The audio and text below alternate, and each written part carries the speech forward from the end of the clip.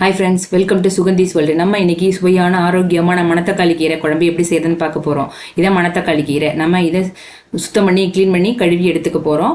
மணத்தக்காளி கீரை இயற்கையாகவே மருத்துவ குணங்கள் நிறைய இருக்குது. இது வந்து வாய்ப்புண் வயிற்றுப்புண் உள்ளவங்க 2 கீரை எடுத்து சாப்பிட்டாலே உடம்பு வாய்ப்புண்ணு வயிற்றுப்புண்ணு சரியாயிடும். ஜுரம் இருந்துச்சுன்னா அதை சூப்பாக வச்சு குடிக்கலாம், ஜுரம் குறைஞ்சிரும். உடல் சூடு கட்டியில் இருந்துன்னா இது வந்து சாப்பிட்டா ரொம்ப நல்லது. இப்போ கழுவி க்ளீன் பண்ணி கழுவி எடுத்துக்கிட்டாச்சு. இப்போ இது செய்ய தேவையான மூலப்பொருட்கள் என்னென்னு பார்க்கலாம். இப்போ 100 கிராம் பருப்பை வேக வச்சு எடுத்துருக்கு. இப்போ அரை மூடி திருவின தேங்காய் திருவி எடுத்தாச்சு.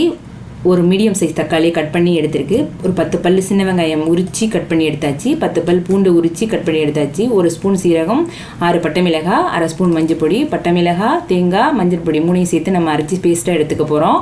இப்போ தாளிக்கிறதுக்கு தேவையான ஒரு கடுகு, சின்ன வெங்காயம், கருவேப்பிலை, சீரகம் எல்லாம் எடுத்துருக்கோம்.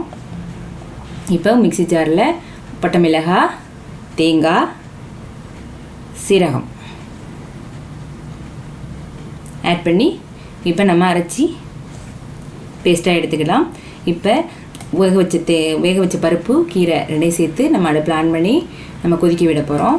இப்போ உரிச்ச பல் பூண்டு, சின்ன வெங்காயம், தக்காளி 3 சேர்த்து நம்ம இப்போ ஆட் பண்ணுறோம். ஆட் பண்ணி நல்லா கிண்டி விட்டு கொதி வர அளவு நம்ம கிண்டிட்டு கொதிக்க வைக்க போகிறோம். அரை ஸ்பூன் மஞ்சள் பொடி ஆட் பண்ணி நல்லா கொதிக்க விட போகிறோம்.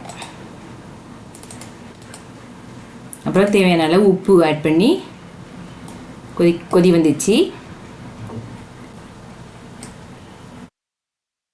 அடுத்தது நம்ம அரைச்சி வச்சுருக்கோம் இல்லையா பேஸ்ட்டு, தேங்காய், பட்டை மிளகாய், சீரகம், அதை 3 சேர்த்து அரைச்சி வச்ச பேஸ்ட்டை நம்ம குழம்புல சேர்த்து நம்ம ஆட் பண்ணி நல்லா கொதிக்க விடுறோம்.